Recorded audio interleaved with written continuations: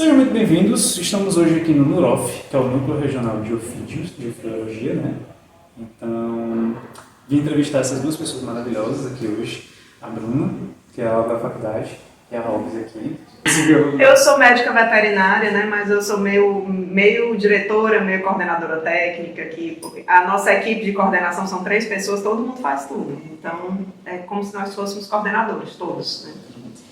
E aí, como responsável, estamos aqui hoje para conversar um pouquinho sobre a parte de silvestres. E aí eu queria que você apresentasse um pouquinho do que é o NUROF, o que é esse ambiente que a gente está aqui, porque depois eu vou até pegar alguns takes para vocês, mas estamos rodeados aqui de cágados, geckos, lagartos, serpentes, então o que é o NUROF?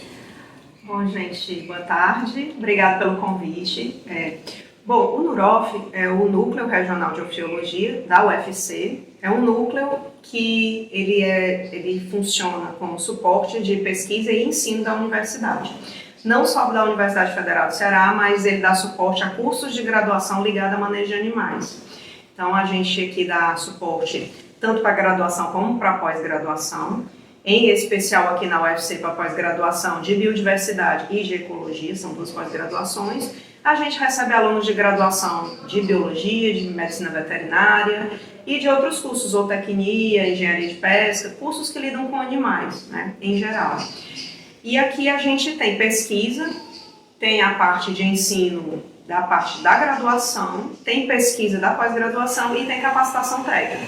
Então, tudo isso aqui dentro desse ambiente. Fora isso, quais são as principais espécies que vocês trabalham aqui? Aqui é um local também de aceita resgate, aqui é só para tratamento deles, é um período em que eles estão em recuperação para retornarem para a natureza. E quais são as principais espécies que vocês trabalham aqui? Bom, a função principal do NUROF, aqui tem um criador científico de serpentes, esse prédio foi construído no final da década de 80 e ele tinha o objetivo de manter serpentes peçonhentas para coleta de veneno e produção de soro antiofídico. Ele era um laboratório de apoio, ligado a um programa federal. Essa época passou, o prédio ficou e aqui ficou basicamente esse suporte ao ensino e pesquisa.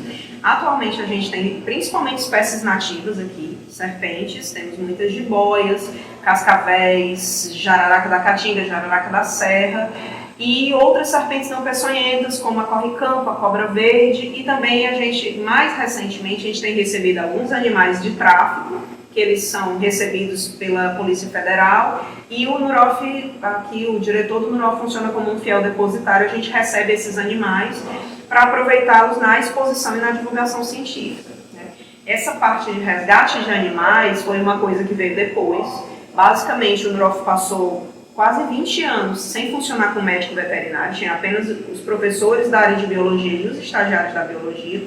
E aí eu assumi a sanidade aqui do Serpentário em 2010, e a partir do momento que eu entrei, se espalhou a notícia de que tinha uma médica veterinária que trabalhava com silvestres, e aí os animais machucados do campo, machucados ou desgarrados, aí eles começaram a chegar aqui. E aí a gente não criou essa nossa posição de resgate, isso foi atribuído a nós mesmo meio por conveniência, né? Os animais começaram a chegar, a gente tentava fazer alguma coisa para aqueles o que estava ao nosso alcance, porque a gente nem tem tanta estrutura, nem tem verba e nem tem tantos recursos. Aí a gente trabalha mais fazendo a clínica básica, né? Um pouco de reabilitação quando tem essa opção, quando o animal está bem o suficiente para ser reabilitado e devolvido para a natureza, né? Então, algumas pessoas procuram a gente, tem gente que liga do outro lado da cidade, ou até de fora da cidade, tem um animal assim assado, eu posso levar para aí, ou vocês podem vir resgatar? Não, essa não é a nossa função, a gente não se desloca para resgatar, e a gente não resgata animais de fora do campus do PC. É uma função de apoio somente para a reserva municipal Matinha do PC, que é essa vegetação que fica ao redor do campo. E não é qualquer coisa, que não é pouca coisa e que... Né? Exatamente. E a gente está tentando meio que brecar e voltar ao estado mais natural dessa reserva, porque ela é bastante antropizada, né? Então a gente está tentando... com esse trabalho de resgate, a gente também tenta conscientizar as pessoas sobre a importância de preservar essa reserva. E sempre que a gente fala assim, de animais silvestres, a gente escuta falar sobre animais exóticos, existem animais que são realmente muito diferentes do que a gente está acostumado a ver na nossa fauna. Aí eu queria que você explicasse um pouquinho essa diferença de animais exóticos para animais silvestres. Na verdade, o animal silvestre é aquele de vida livre, né?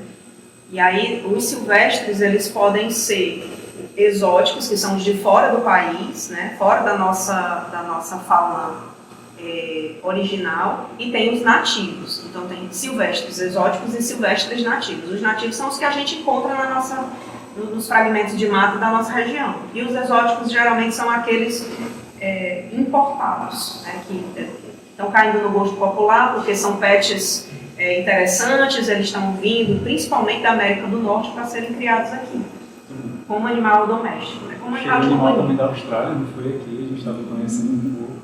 Chegaram da Austrália e do Afeganistão, que na verdade eles não vieram desses lugares, né? Eles vieram de matrizes previamente importadas que estavam sendo irregularmente reproduzidas aqui. Entendi. De modo geral, queria perguntar também para a Bruna, uma visão também de antes da faculdade para o que foi depois da faculdade. A gente, às vezes, quando é jovem, a gente acaba querendo escolher uma faculdade, a gente sonha com o mundo, mas como existiu uma diferença para ti? Tipo, eu imaginava que a veterinária seria isso, e aí agora, já no finalzinho da faculdade, o que ela está sendo para você? Boa tarde. Boa tarde, então, assim, eu vim de outras graduações, né? Então, quando eu entrei para veterinária, nunca pensei em fazer veterinária. Então, eu decidi no final de semana, eu falei isso na minha entrevista para o Roberto. Foi assim, um domingo, vamos fazer vestibular? Eu disse, vamos. A gente fez, segunda-feira eu estava lá. E quando eu entrei para veterinária, eu queria laboratório. Queria trabalhar com leishmaniose, queria fazer bancada, porque eu achava que era um hit de cientista. E aí, no segundo semestre, graças a Deus, caiu por terra, e eu não consegui ficar no laboratório. E eu tinha uma outra visão, de que era um médico que tinha que cuidar só de animais de pets convencionais, né? A gente vai utilizar muito esse termo, pets não convencionais, né? E aí, pets convencionais, o cão e gato. Apesar de gostar muito de animais silvestres, eu não tinha essa ideia do veterinário que cuidava de animais silvestres. Foi na faculdade e no contato com os meus amigos biólogos, né, que é uma área que eu gosto bastante, que eu comecei a me aproximar deles. Então, a veterinária hoje, para mim, assim como a arte, ela é minha vida. Então, eu tenho que ser muito dedicada, estudar bastante ao longo de toda a graduação e ao longo do pós disso, né?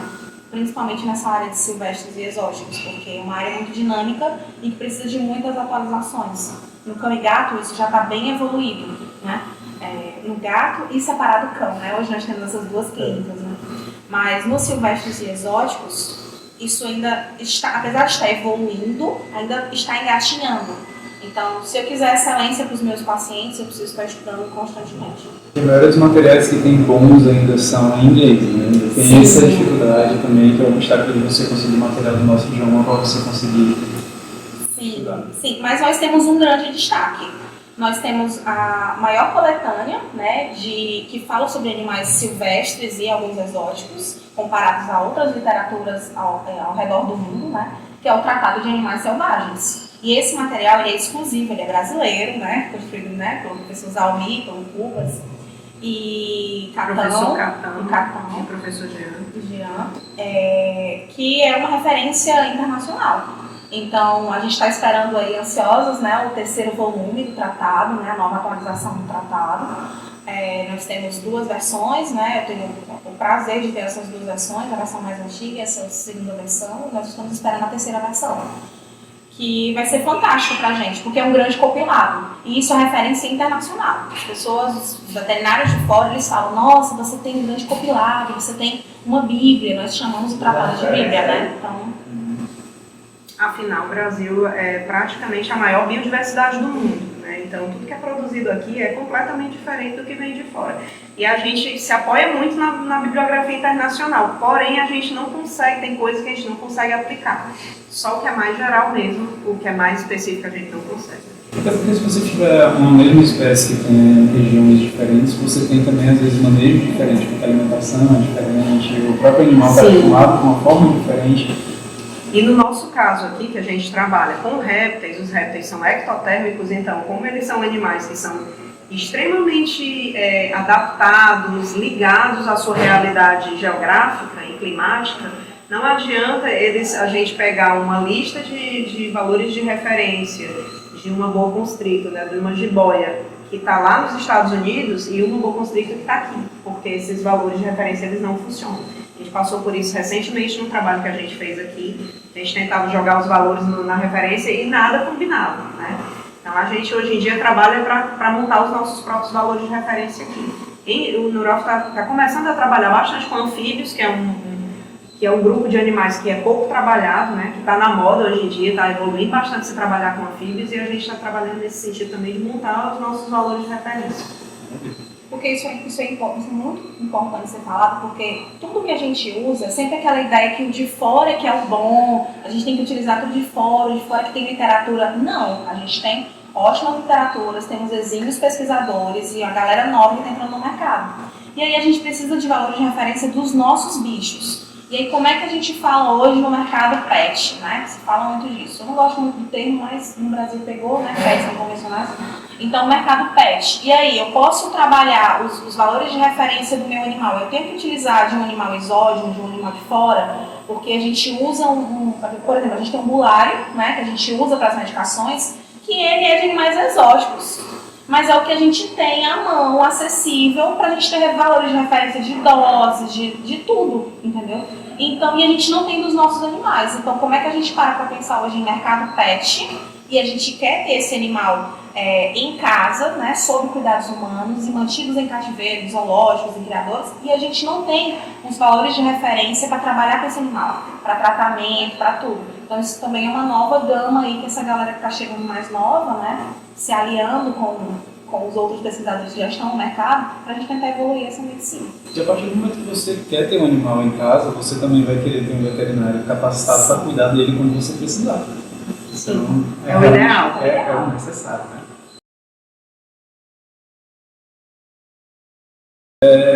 Você é fundadora do GES, da nossa faculdade. Então, de modo geral, eu acho uma importância que existe disso, porque assim, a faculdade hoje em dia da veterinária ela é muito direcionada a animal doméstico. Sendo para animal doméstico, pouquíssima coisa a gente vai ver quando você tem interesse em entrar para a área de silvestres, para áreas selvagens em si. Então, eu acho que realmente fez uma diferença muito grande para os outros alunos. Eu sei que a gente tem lá na nossa equipe, tem a Giovana, tem a Fernanda, e aí hoje formados, doutores já. Tu acha que teve um peso muito grande ou a faculdade realmente você tem que estudar depois, tem que fazer uma pós, só assim que você consegue? Pois é, eu fui uma das fundadoras, né? Tiveram outras pessoas maravilhosas comigo, Larissa, né? Larissa Linhares, a Mágida, Thalita, né? O Renan, Giovana, Patrícia também. Hoje já está contra, já estamos, são outras pessoas, Yandra. E fez uma diferença muito grande, real. Quando nós nos reunimos, né, e pensamos assim, eu tinha acabado de sair de uma outra instituição e essas meninas também. Acho que só tinha a Giovana, que era da própria Infamet. Vamos fundar um GES, porque a gente quer animal selvagem, a gente quer silvestre, a gente quer tudo, e a gente precisa estudar. E a gente não tem, nessa época na faculdade não tinha nem a noção de que nós teríamos uma disciplina de silvestres, a gente nem sonhava com isso. Então a gente precisava se apoiar. Estava em adaptação, pois é. Então a gente não sabia, se vamos fazer, vamos fazer. Levou acho que um ano mais ou menos até a conclusão de tudo, e isso mudou completamente. Porque, primeiro que a faculdade ela era extremamente voltada para pequenos animais. E aí, quando a gente fechou o GES, que a gente começou a divulgar, apareceram outras pessoas, você que eu sei que é de pequenas, mas se você tem um coração selvagem, né, Vinícius? E então apareceram outras pessoas, e nas primeiras reuniões do GES, a gente se deparou com 80 pessoas na sala. Era muita gente que chegava do nosso semestre, de outros semestres, pessoas de outras faculdades, professores. Então, o pessoal tinha essa curiosidade e isso era legal, porque todo início de conversa, né, a gente colocava mais assim, não era aula, a gente colocava, olha, não sabemos de nada, mas a gente estudou e vai ser isso aqui. E a gente discutia no final. E isso foi crescendo, né, as pessoas envolvidas com o grupo começaram a se especializar em algumas áreas, né, tipo, destinar para aquilo que você quer, né, Giovana gosta de animais marinhos, né, eu gostava de répteis, né, Thalita de aves. E as outras pessoas começaram meio que se inspirar. A gente não era lá grande coisa, mas a gente precisa dar o primeiro passo, né? E de mostrar assim, olha, dá pra fazer isso aqui, a gente não tem nada, mas a gente tem tudo. Quando nós conseguimos o primeiro volume, Agradecer a professora Luciana, né, que intercedeu por nós, quando a gente conseguiu o primeiro volume do tratado para a biblioteca, foi uma festa. Assim, nossa, temos o tratado na biblioteca, ninguém tinha, né? Agora vai, né? Agora faz toda a diferença. E quanto mais que a gente estudava, aquela semana a gente ficava triste, não. Mais a gente estudava, mais entendia que precisava estudar mais. É aquilo que eu chego para ela falando, né? Sempre assim, Robson é minha mentora. E eu chego para ela e falo assim, Robson, quanto mais eu estudo mais, eu tenho certeza que não sei de nada. E não mudou. Essa é a sensação de que você está no caminho correto. Porque quando você estuda e diz, eu já estudei demais isso aqui, não preciso mais disso. Aí você realmente está no errado, porque assim, se você pegar, eu tive essa oportunidade, a minha mãe é médica, é graduada em medicina, e a minha influência quando eu era criança era ver os livros da faculdade dela.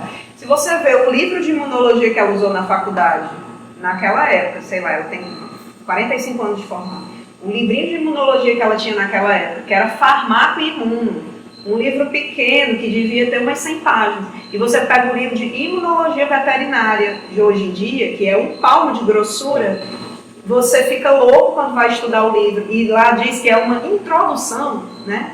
Aí você vê o quanto em 40 anos você andou em conhecimento.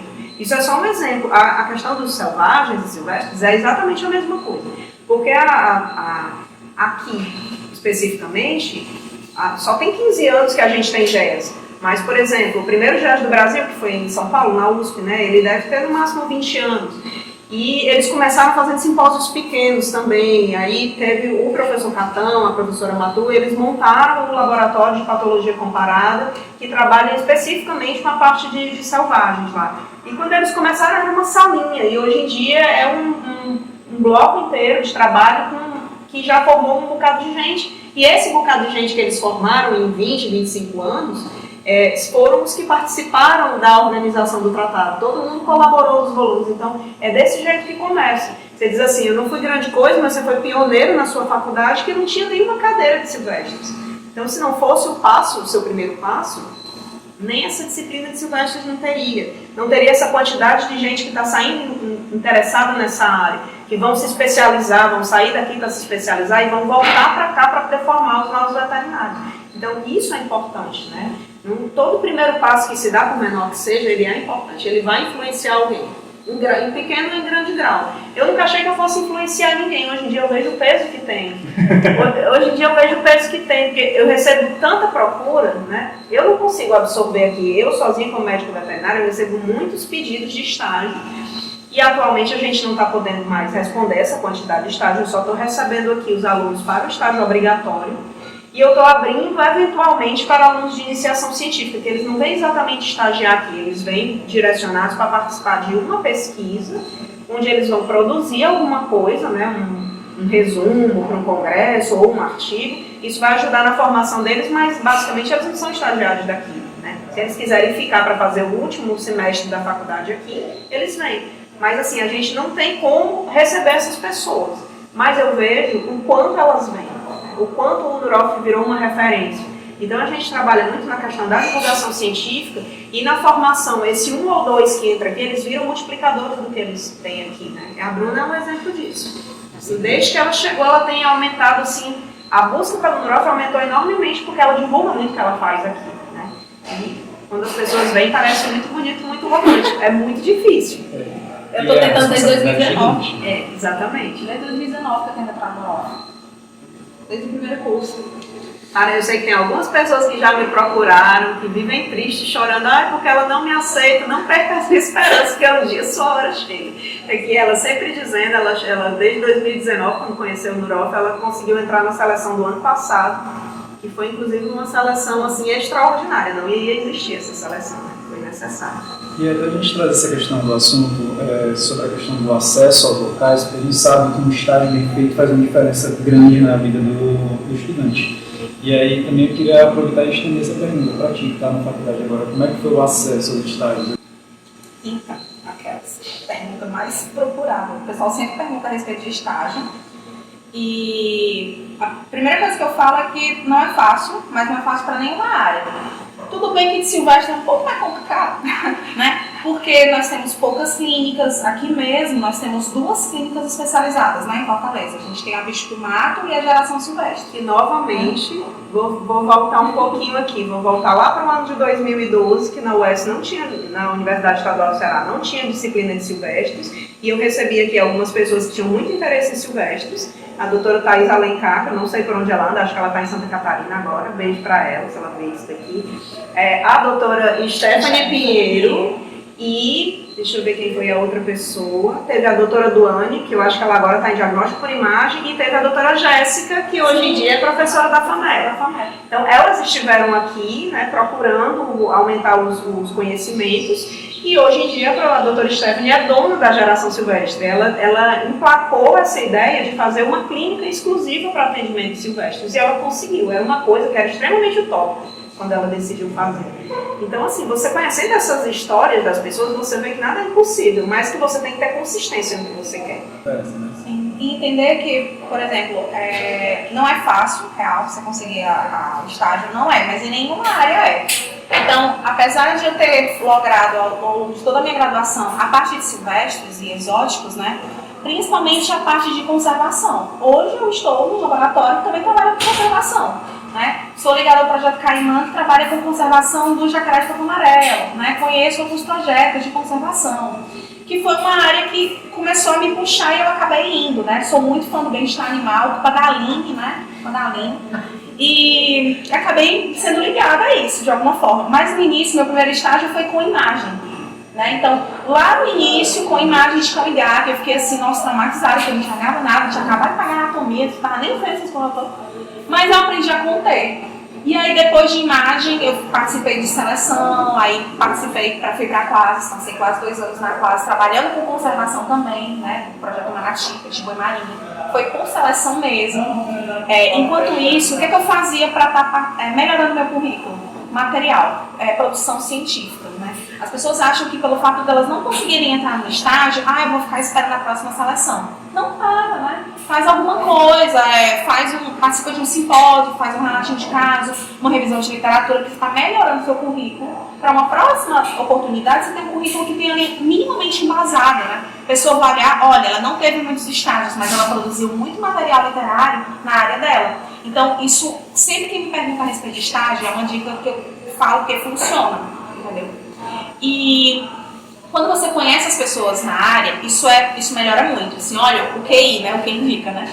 Que eu conheço fulaninho e tal. Mas como é que você vai conhecer o fulaninho? O que foi que eu fiz? Eu deixei de estar trocando de celular todo ano, né? A cada 6 meses, de estar comprando uma coisa, de estar fazendo uma outra coisa. Pra quem não sabe, eu sou artista, né? Então, eu juntava uma grana e em todas as minhas férias eu viajava, né? Você saber disso, que eu chegava no dia das provas, né? Os professores me ajudaram muito, porque eles chegavam assim, tu vai chegar atrasada de novo pra prova, eu, segura aí que eu tô chegando. Porque eu ia fazer uma expedição, eu fazia um curso de biologia, que era na minha área, então eu juntava uma grana ao longo do semestre, quando chegava nas minhas férias, eu ia. E quando eu estava lá, eu estava pagando o curso, mas eu estava conhecendo pessoas. Famoso networking, né? Então, como eu queria a área de conservação, que eu acabei descobrindo, né? Eu conhecia pessoas dentro da conservação, que me indicavam outras pessoas dentro da conservação. E quando eu chegava nesses projetos, fulaninho falou de você, porque ele fez um curso com você lá em Minas. Fulaninho falou de você, porque você fez um curso com ele lá em Brasília. E isso acaba facilitando. Mas isso não é tudo. A sua preparação e a sua postura ao longo da graduação, né, produzindo esse conteúdo e melhorando e tudo mais, isso também conta. Então isso é um copilar. Então, para quem quer conhecer os projetos, né, o projeto Caimã, deixa uma dica para vocês, maravilhoso, né, para quem gosta de jacaré de papo amarelo. Nós não temos jacaré de papo amarelo aqui, então eu tive que viajar, real, né, para o Espírito Santo, a região do Espírito Santo, que é uma região importante de Mata Atlântica. Tem outros projetos por lá também que vocês podem conhecer, projeto de Baixo, projeto Tamar, né?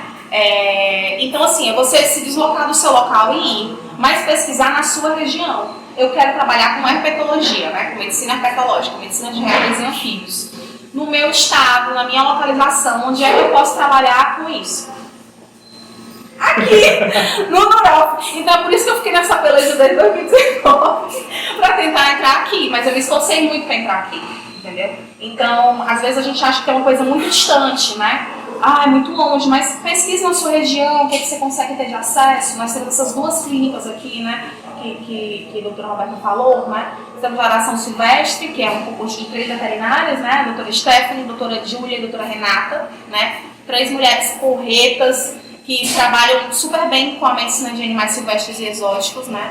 Nós temos a Bicho do Mato, com o doutor Marcelo Jucai, com a doutora Vitória. Realmente um homem nessa Um homem para salvar. Só escuta na hora de olhar. Não é muito. Mas que também faz um trabalho maravilhoso. Hoje eu estou fazendo estágio com eles, eu estou aprendendo um monte. Temos essas duas clínicas especializadas, mas temos clínicas que também atendem animais silvestres e exóticos, e não são exclusivas, né? Os profissionais volantes. Isso, mas não só. Nós temos uma clínica aqui, por exemplo, que ela foi estagiária junto comigo, né? Do Marcelo Sena, beijo chefe. A Bia Martins, né, foi estagiária junto comigo e hoje ela faz um trabalho sensacional de ozonioterapia, de medicina canábica, trabalha com animais silvestres e animais de vida livre. Então nós temos outros profissionais, que não é numa clínica especializada, mas o profissional é. Então eles conseguem fazer esse suporte, entendeu? Então pesquisar na região é importante.